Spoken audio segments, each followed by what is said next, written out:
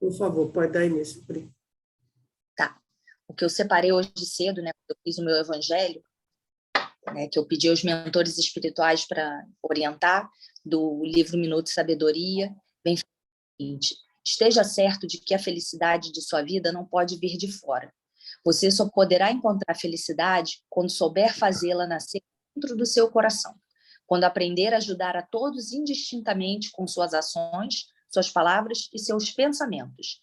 Pense positivamente, desculpando a todos, e sentirá a maior felicidade de sua vida na alegria de viver bem. E tem tudo a ver com o estudo, né? Porque ele vem falando dos trabalhadores, né? Então, que a gente possa trabalhar no bem, que a gente possa seguir os ensinamentos do nosso Mestre Jesus. Isso. Então, pode fazer a...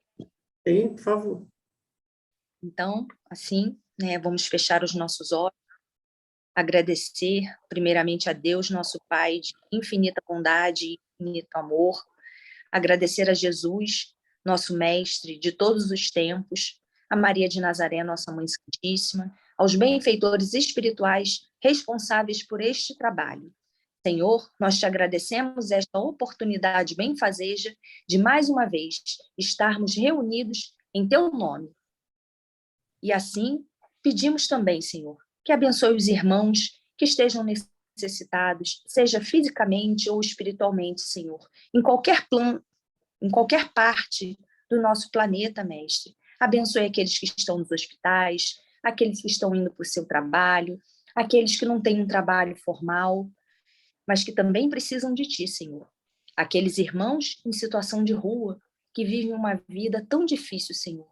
Acolhe o coração de cada um deles, porque eles precisam muito mais do que nós, Mestre amado. Vamos pedir também aos mentores espirituais, aos médicos que são espíritos superiores, que fluidifiquem a nossa água, colocando o lenitivo necessário para o nosso corpo físico, espiritual e mental, Senhor. Assim, agradecidos, pedimos a permissão para iniciarmos mais um Evangelho da manhã de hoje. Que assim seja, graças a Deus. Graças a Deus. Pode dar início, por favor. Vou pegar aqui o Evangelho aqui do...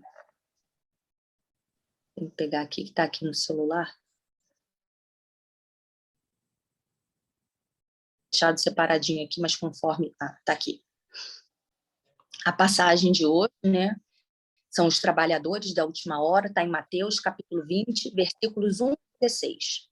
Pois o reino dos céus é como um proprietário que saiu de manhã cedo para contratar trabalhadores para sua vinha. Ele combinou pagar-lhes 1 denário pelo dia e mandou-os para sua vinha. Por volta das 9 horas da manhã, ele saiu e viu outros que estavam desocupados na praça e lhes disse: vão também trabalhar na vinha, e eu pagarei a vocês o que for justo. E eles foram. Saindo por volta das 5 da tarde, encontrou ainda outros que estavam desocupados e lhes perguntou: por que vocês estiveram aqui desocupados o dia todo? Saindo outra vez por volta do meio-dia e das 3 horas da tarde, fez a mesma coisa. Por que ninguém os contratou? Responderam eles. Ele lhe disse: vão vocês também trabalhar na vinha. Ao cair da tarde, o dono da vinha disse a seu administrador: chame os trabalhadores e pague-lhes o salário, começando com os últimos contratados e terminando nos primeiros. Vieram os trabalhadores contratados por volta das 5 da tarde e cada um recebeu 1 denário. Quando vieram os que tinham sido contratados primeiro, esperavam receber mais, mas cada um deles também recebeu 1 denário. Quando receberam, começaram a se queixar do proprietário da vinha, dizendo-lhe: estes homens contratados, por último, trabalharam apenas 1 hora, e o Senhor os igualou a nós, que suportamos o peso do trabalho e o calor do dia. Mas ele respondeu a um deles: amigo, não estou sendo injusto com você. Você não concordou em trabalhar por 1 denário? Receba o que é seu e vá. Eu quero dar ao que foi contratado por último o mesmo que dei a você. Não tenho direito de fazer o que quero com o meu dinheiro? Ou você está com inveja porque sou generoso? Assim, os últimos serão os primeiros e os primeiros serão os últimos. Antes de eu falar do Emmanuel, né, eu lendo isso aqui, assim, a gente tem a noção com essa parábola que Deus dá oportunidade igual para todos os seus filhos, né? Independente daquele que já é um pouquinho melhor hoje, aquele que faz muita maldade, aquele que ainda não o reconhece, mas ele dá um denário para cada um de nós. Isso é muito bom a gente saber, né? Não importa que o outro é melhor que eu, ele vai ganhar um denário também. E eu não tenho que estar preocupada com isso, eu tenho que estar preocupada com o que Deus vai me dar.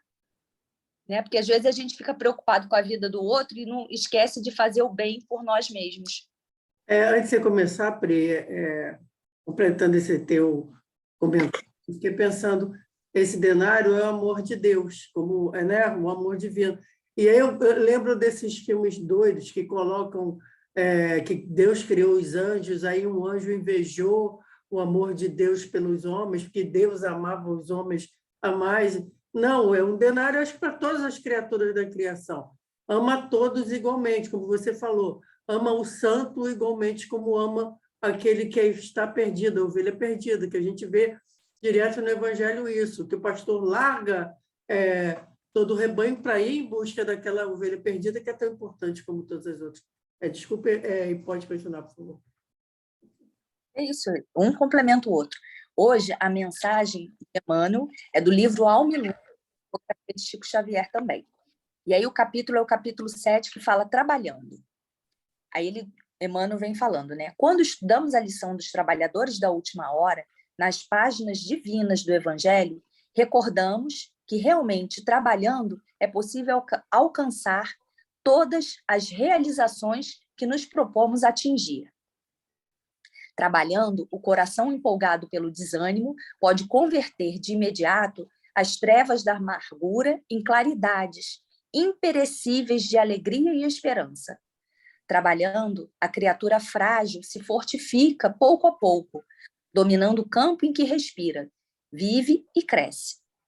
Trabalhando, a mente atacada pelo veneno do ódio ou da desesperação encontra recursos para compreender as próprias lutas, com mais clareza, aprendendo a transformar revolta e fel em paciência e perdão. Trabalhando, a alma isolada pela discórdia pode surpreender a abençoada luz da harmonia e da paz, depois de longas noites de conflito e agonia. Trabalhando, o mal se faz bom, o adversário se transforma em amigo, o infeliz atinge a casa invisível e brilhante do eterno júbilo. Guardemos a palavra de Jesus e trabalhemos sempre na extensão do bem. O livro ou o tribunal, a enxada ou a semente, aguardam nossos braços, tanto quanto os sábios e os ignorantes esperam por nossa cooperação cada dia. Fujamos às sombras densas e guerras escuras do nosso próprio eu, devotando-nos ao serviço de Deus, na pessoa e nos círculos dos nossos semelhantes. Plantando a felicidade dos outros, encontraremos a nossa própria felicidade.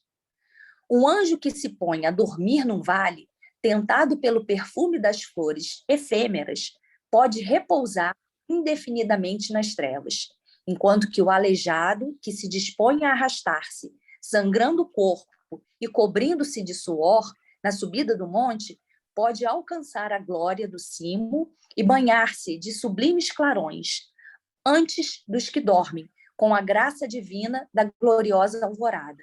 Os últimos serão os primeiros, disse o Senhor. Mateus 20:16. Em verdade, será difícil a compreensão de semelhante ensino para a nossa lógica habitual.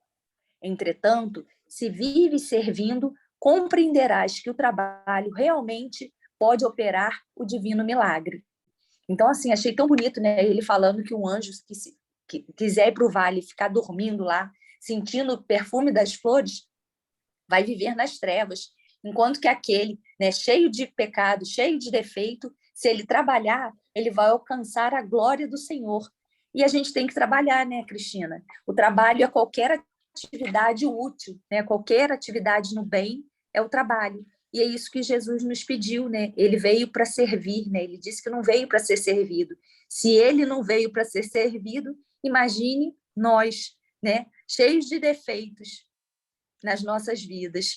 Então, o trabalho que edifica o homem, o trabalho no bem, né, pensando positivamente, ajudando o semelhante. Eu também gostei muito quando ele fala numa parte que quando você trabalha em prol do próximo, né, você está ajudando o próximo e está ajudando a si mesmo. Por isso que nós vivemos em sociedade, né? Cada um faz um trabalho e todos se completam.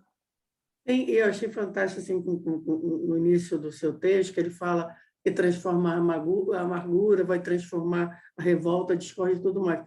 Porque, na realidade, se a gente parar para pensar, Pri, quem é amargurado, quem é revoltado, quem se envolve em discórdia, é aquela divisão que o Pastorino faz, que é o personagem, a personalidade, a nossa personalidade atual.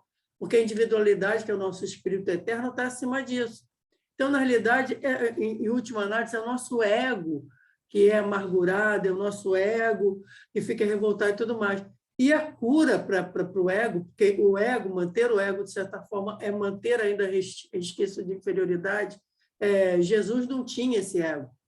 Ele encarava a personagem Jesus como apenas um instrumento para que o Cristo se revelasse. Tanto que ele não fica, meu pai, meus irmãos, minha mãe, tudo. A gente não vê essa coisa do personagem Jesus. Tanto que existem, até acho que tem algum discípulo que é primo dele, mas não é citação disso, porque não importa esses laços de famílias do personagem, mas sim a individualidade. E esse trabalho que a gente está citando aqui, que é o trabalho na vinha, é o trabalho de ajuda à criação do nosso Criador, né, auxílio ao próximo, ele faz com que a gente esqueça e consiga começar esse processo de superação do ego.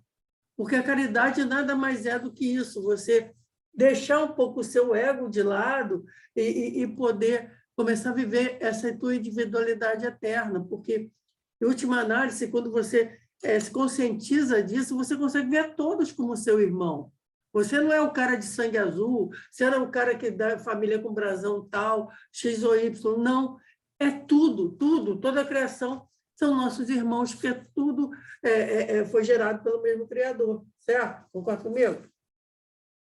Bom, o Pastorino ele traz mais de uma interpretação sobre essa coisa do Senhor e da vinha. Bom, vou ler aqui, depois a gente conversa mais. Esse estudo está no volume 6 dele, tá? O reino dos céus é semelhante a um homem justo que distribuía a cada trabalhador o salário justo, de acordo com o valor do serviço realizado, e não do tempo empregado para realizá-lo. Assim, tanto merece aquele que necessita de 10 encarnações trabalhando para consegui-lo, quanto aquele que, numa só existência, o conquista, porque seu esforço foi mais intenso. Isso é verdade. Eu me coloco nesse ser aqui de 10 encarnações para chegar a começar o bem. Tem gente que não vai para a experiência do mal e consegue já começar a galgar os degraus do bem mais rápido, né? A gente pode até dizer, eu posso dizer pessoalmente, as minhas antigas vítimas provavelmente devem estar muito mais adiantadas do que eu, que só agora deixei de fazer o mal e pensar em fazer o bem. Mais intenso. O espírito é o único que pode julgar, o único que pode contratar e escolher as personagens de que necessita para trabalharem em sua vinha. Isso aqui é bacana também, porque eu lembro até hoje que fizeram um estudo no corpo do Pelé e disseram que o corpo do Pelé, a anatomia física dele, era perfeita para a profissão que ele ia exercer. E a gente, enquanto espiritualista, reencarnacionista, sabe que muitas vezes a gente traz nos nossos corpos também as restrições que são necessárias para a gente evoluir. Então, entra aqui também isso aqui é o espírito que escolhe o personagem perfeito para a tarefa de cada vida, né? Se não quisermos atribuir o ensino, as relações entre a individualidade, ou seja, espírito, e a personagem, ou seja, a esse corpo essa encarnação atual, transitórias, vemos que a parábola reflete o que exatamente ocorre entre o Cristo, que é o Mestre, e seus discípulos, criações suas, filhos seus, espiritualmente gerados e sustentados durante milênios, em trocas simbióticas. O Mestre convoca e agrega em torno de si os discípulos que sintonizam com sua tônica vibratória e que, espontânea e voluntariamente, aceitam trabalhar para ele duramente uma ronda. A vinha, o planeta escolhido é vasto e o trabalho árduo e longo. Alguns, engajados à primeira hora, têm a incumbência de devastar o solo e viver entre criaturas ainda rudes e primitivas. A gente pode colocar aqui Moisés, aqueles primeiros grandes profetas que vieram para enfrentar. A gente até se diz assim, em alguns meios, que Moisés não estava perdido no deserto por 40 anos.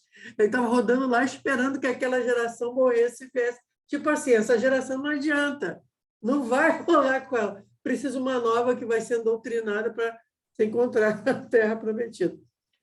Alguns engajados à primeira hora têm incumbência de devastar o solo, de viver entre criaturas ainda rudes e primitivas, mas prosseguem no serviço sem esmorecimento. No entanto, a seara cresce, o serviço aumenta. Outros operários são requeridos e outras convocações são feitas às diversas épocas. No final, no labor, agigantando-se a tarefa, que se tornou mais vasta e difícil. E aqui ele vai falar uma coisa bacana, que a gente pensa assim, não, hoje está tudo mais fácil, é mais fácil porque você tem ciência, tem tecnologia, etc. E aqui ele vai desmentir isso com uma coisa assim, uma sacação perfeita. A humanidade é menos rude, mas, por isso mesmo, mais intelectualizada, apresentando resistências mais difíceis de superar. O trabalho complica-se sobremaneira. Então, a recompensa destes merece ser igual à dos primeiros, apesar de discípulos e colaboradores, há sempre a expectativa de merecer mais. O Cristo, então, narra a parábola para avisar, desde logo, prevenindo os porventura incautos, que nada mais receberão além do justo, pois deverão aprender a dizer: somos servos inúteis, cumprimos o nosso dever. Aplica, tipo assim, colocar-se nessa humildade. Não tem nada de especial na gente, a gente só fez o que era nosso dever. Aplique-se ainda a parábola aos homens em particular, dentro de uma só vida. Aos que, desde a infância, se dedicam ao ministério e, durante toda a existência dele, não se afastam em contraposição àqueles que são convocados na mocidade, na idade adulta e outros quase na velhice. Kardec mesmo começou sua tarefa aos 50 anos, mas desenvolvem sua atividade com tal eficiência que correspondem à confiança neles que o mestre depositou. O mérito não se mede pelo tempo de serviço, mas pela qualidade dele, pelo êxito do empreendimento, pelo resultado obtido, pelo número de almas atingido, pelas vitórias alcançadas. Aqui eu achei muito interessante aquela parte do mestre e seus discípulos, porque a gente vê que mesmo, por exemplo, assim, no nosso país, que a gente tem o Chico Xavier, a gente reconhece que ele é um dos enviados do Cristo para trabalhar na sua vinha, né? Mas ele também foi atacado do mesmo jeito. Quantas pessoas até hoje atacam, dizendo que aquilo tudo foi um embuste, que ele era um grande fingido, na verdade era um cara muito inteligente que fingia receber espíritos e tudo mais. E a gente entra nisso que ele está falando. Tudo bem, antigamente era uma humanidade mais rude, primitiva, mas essa humanidade mais intelectualizada vai exigir cada vez mais provas. Ela não quer, não é... Lá atrás era fé e simplesmente. Hoje não, eles querem provas científicas, querem isso, aquilo, outro. Então, na realidade, o trabalho realmente fica mais árduo, né? É mais difícil. Se um cara aparece, ele vai ter a vida esmiuçada toda. Então, não é mais tranquilo só porque o mundo está mais desenvolvido. E eu achei legal também aquilo que eu falei da individualidade, o Espírito Eterno escolher a personagem perfeita para exercer aquela vida, existir naquele momento. Porque, realmente, Pri, quando a gente para olhar certas existências tão sofridas desde o berço, se a gente não acredita em reencarnação, nem nessa coisa do corpo ser necessário para o desenvolvimento do espírito, a gente pode até duvidar do amor, do amor de Deus, né? Quando a gente vê, por exemplo, uma criança que já nasce sofrimento, que Deus, amoroso e justo, permitiria aquilo. Então, às vezes, esse tipo de coisa pode fazer com que se responda essa coisa. E aqui traz de novo aquilo que a gente está sempre encontrando nos estudos, que é o tal do fora da caridade não há salvação. E não há salvação mesmo, que a caridade, que você colocou, ajuda também a gente. Não, ajuda principalmente a gente. O primeiro a ser ajudado na caridade somos nós. E é isso que falta as pessoas entenderem. As pessoas ficam buscando felicidade em ilusões, em outras coisas externas. Quando essa felicidade verdadeira, que ninguém vai te tomar e que é eterna, vai nascer dentro de você quando você descobrir esse amor pleno que é a caridade. Concorda comigo? Bom dia, Cátia. Bom dia, Cris. Bom dia, Pris. Desculpe o horário. Eu me distraí aqui, foi direto. Sem problema, bem-vindo. O que você acha? Concorda? Pri? Concordo plenamente. Pri, você está sem som. Olha só, eu fui anotando aqui, fui falando algumas coisas, né? E assim, no Pastorino, quando ele fala que a felicidade vem dentro de nós, né? E o que você estava comentando aí tem tudo a ver. Essa questão do denário que Deus dá a cada um de seus filhos, que é o amor, né? E a gente tem que entender, por mais que estejamos em dificuldade, você falou aí das crianças, né? Tem pais que têm os seus filhos e eles já nascem com algum problema sério, né? Com uma dificuldade muito grande. Se a gente não acreditar nesse amor de Deus, se a gente não fortalecer o nosso coração a cada dia e ter a certeza no coração de que Deus sempre faz o melhor para cada um de nós, a gente entra naquele ciclo da revolta, né, do ódio. Por que Deus logo fez isso logo comigo? A gente não sabe o porquê, mas a gente tem que entender que Deus sempre faz o melhor para nós, só que muitas vezes a gente não entende isso por conta da nossa infantilidade espiritual. Quando você falou do Pelé, né, Deus é a sua sabedoria, né, que colocou o organismo dele ali com o que ele precisava para representar essa questão do futebol, né, ele um homem negro, pobre, ter ir à frente, poder levar o Brasil para o mundo, né, então que ele possa ser muito abençoado e que possa fazer o trabalho que Deus encaminhou para ele, que Deus designou para ele fazer. Quando o Pastorino fala que a vinha é o planeta, é algo assim muito interessante, né? É algo que eu não tinha nem parado para pensar, mas né? É todo o universo, porque aí cada um no seu espaço fazendo o que é necessário. E falando na questão, né? Você falou aí de Moisés, né? Que foi um dos primeiros trabalhadores que nós conhecemos. Eu pensei nos primeiros cristãos, né? Que eram queimados, eram jogados, né, aos leões. Eles tinham um trabalho a desenvolver.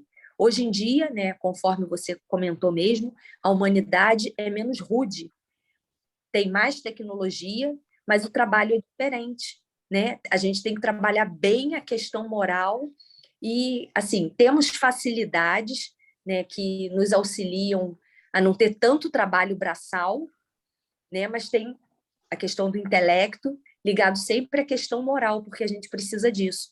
As atividades são outras, mas as responsabilidades são bem maiores, né? Igual a criança. A criança estuda lá o que ela precisa. Quando ela está adulta e vai para a universidade, o estudo dela é outro, a prova dela é outra, e tudo de acordo com o que a gente vai estudando e com o que a gente vai aprendendo, né? O que é necessário para cada etapa da nossa vida. Você falou também dos servos inúteis. Eu lembrei logo de Chico Xavier, né, que ele dizia que era... Eu esqueci o que ele falava. Ele era minhoquinha, não. Ele era... Não lembro o que ele era, mas ele, na simplicidade dele, fez o que Jesus nos pediu e que possamos seguir os seus exemplos, né? Quando a gente estiver em dificuldade, que a gente leia alguma palavra que ele nos trouxe, né? Por intermédio dos espíritos superiores, que ele foi um servo de Deus e que veio para nos auxiliar.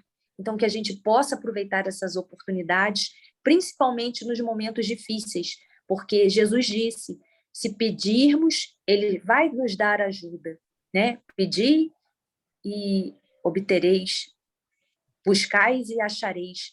Então, é só a gente se conectar a Deus, que Ele nos dá o que é necessário.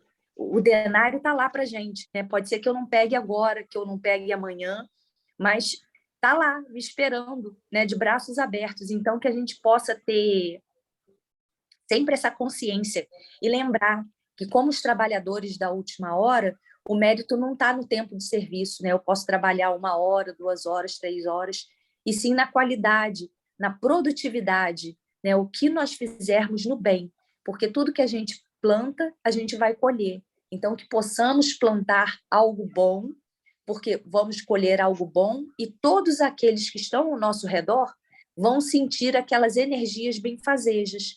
Eu acho que isso é muito importante. E cada estudo que a gente faz, sempre, assim, um está ligado ao outro, né? Mesmo a gente escolhendo, vamos dizer, aleatoriamente, mas a gente sabe que os benfeitores espirituais nos mandam o que é necessário para acalentar o nosso coração naquela semana, ou pode ser aquilo mais para frente, né? Ou até mesmo naquele dia, mas, ou até no futuro mais próximo, mais longe, né?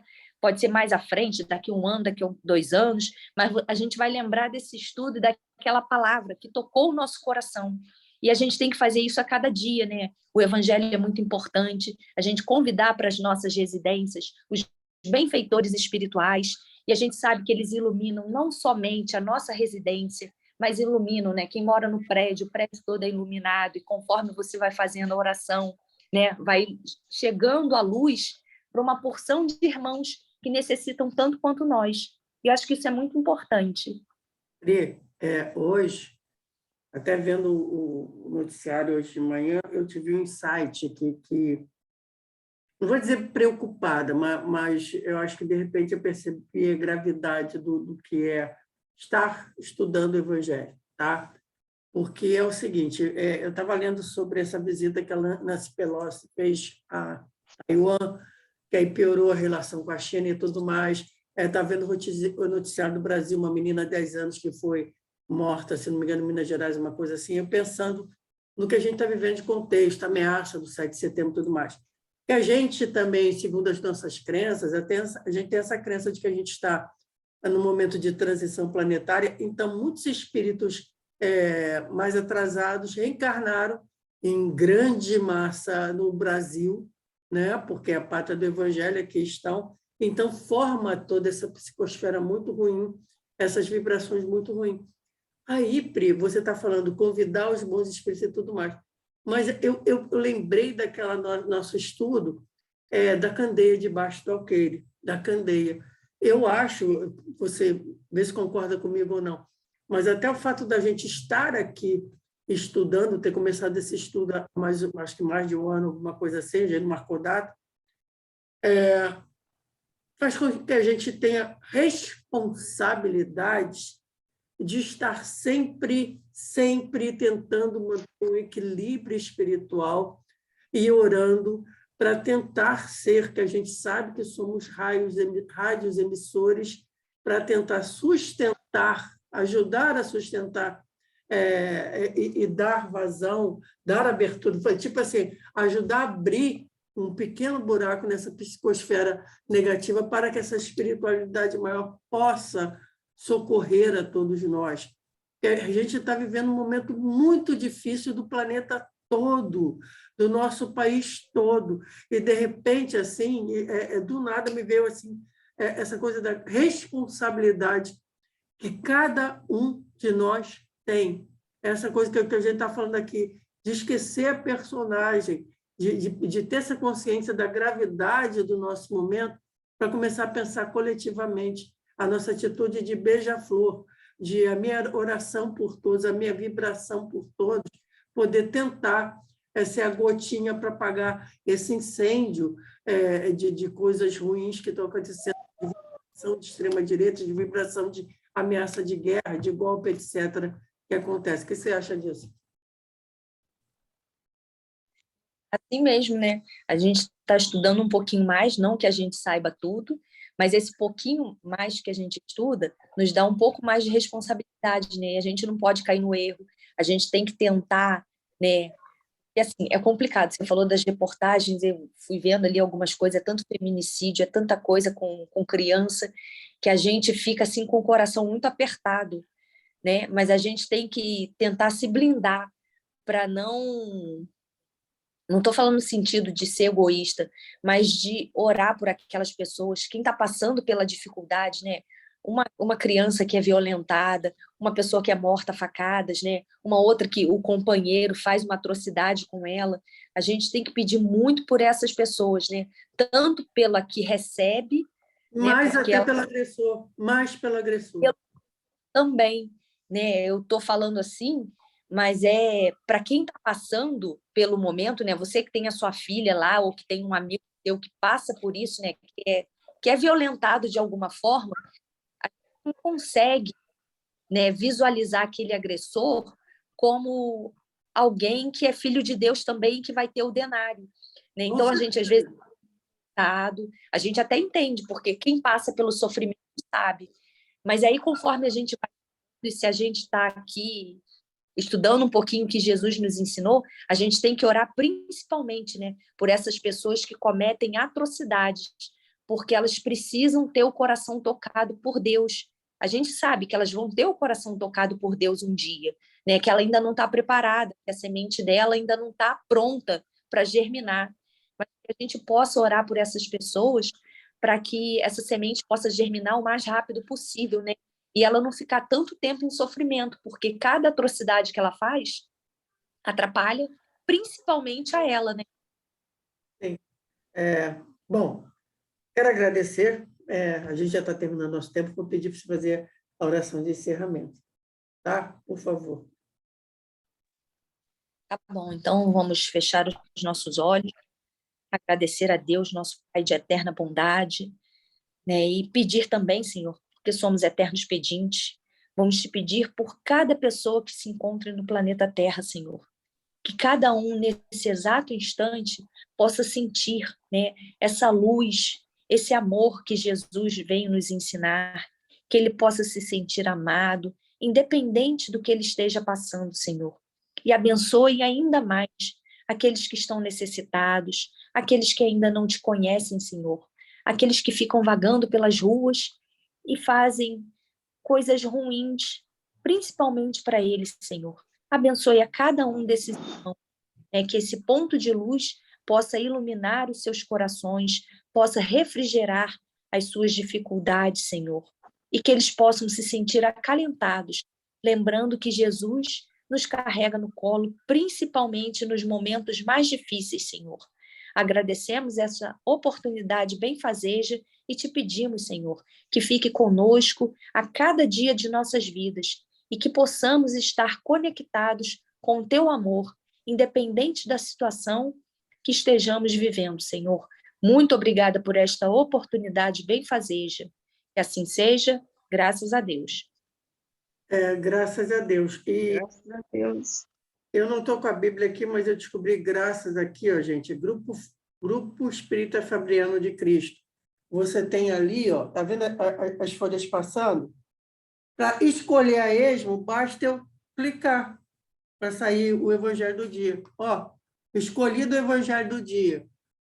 Mas aí vai o Evangelho segundo o Espiritismo. Eu vou achar aqui de onde é que vai sair. Não rolou, porque é só o segundo o Espiritismo. Eu preciso da Bíblia mesmo. Alguém está com a Bíblia aí, gente? Mas para o Evangelho segundo o Espiritismo, eu vou usar para fazer a leitura do Evangelho em casa, gente. Quando fazer estudo do Evangelho. Vocês estão com a Bíblia aí? Senão, depois eu faço a escolha.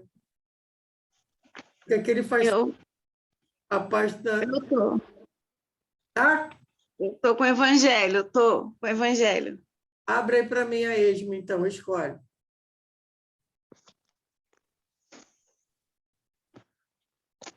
Vamos lá. Ui! Caiu tudo. A esmo. Tem, abre a esmo.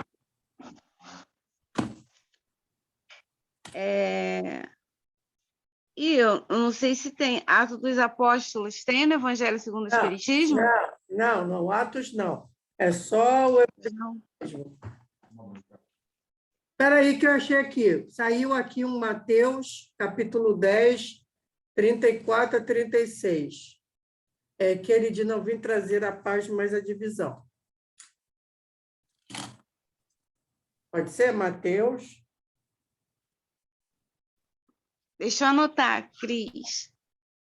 Mateus 10, 34 a 36. Lá mesmo nesse site que eu falei, porque eu fui clicando, apareceu com referência na Bíblia, no Evangelho, né? Na Bíblia. Aí apareceu. Mateus 34, Mateus 10, versículos 34 a 36. 10, 34, 36. Tá. Tá? Então, gente, Uhum. a gente tem só um minutinho. Eu quero agradecer a vocês novamente, né? E ainda mais hoje. Eu que agradeço, Cris. Desculpa ter entrado, é porque hoje eu tenho que ir no cirurgião. Aí eu fui fazendo a comida, eu me distraí, eu falei, meu Deus, é o meu estudo em primeiro lugar, gente. Eu falei, não, vou entrar nem que seja no finalzinho, para pegar o finalzinho. Me perdoa mesmo a discussão. A hora que você entra, você é bem-vinda. Você tinha que sair. Obrigada. Ainda vou fazer o mesmo. Obrigada. Mas a hora que chegar, está bem chegada, Kátia. E também, se não puder vir, assistir depois do vídeo, também está de boa. O importante é você fazer naquele momento que você está para isso, né? Porque qualquer momento que a gente estuda é um momento bom, né, Pri? Não importa se é com a gente, se é só... Eu estou aprendendo muito. A conexão... Aprendendo muito, até me policiar. Mas é assim mesmo, estudando, a gente aprende e consegue resolvendo as coisas. Às vezes a gente estuda, mas não consegue praticar. Isso muitas das vezes acontece comigo. Eu estudo, sei o que eu preciso fazer, mas acabo fazendo errado. Mas um dia eu vou fazer o certo. Errando é que a gente aprende.